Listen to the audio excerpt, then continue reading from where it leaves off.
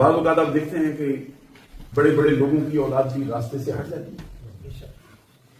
جب نیکوکار والدین کی اولاد راستے سے ہٹ جاتی ہے پھر اولاد کو مرتبے کے اعتبار سے اس کی اولاد گنا نہیں جاتی.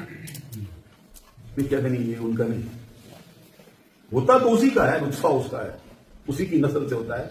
لیکن قرآن پاک میں بھی یہ قاعدہ برقرار رکھا ہے.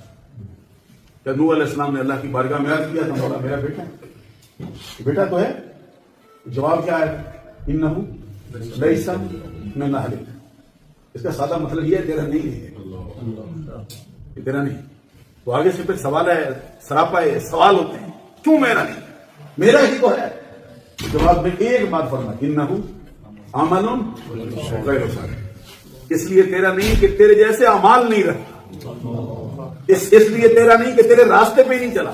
اسی لیے علماء کہتے ہیں کہ اگر نوح کا بیٹا نوح کا راستہ چھوڑ کے نہیں رہتا ان کا تو پھر یزید بدبخت امیر معاویہ کا کیسے رہ جاتا ہے؟ اسی لیے یزید کو پھر ان کا جو مرتبہ ہے، ان کی جو فضیلت ہے، ان کا جو مقام ہے وہ اس کے حصے میں نہیں ہے.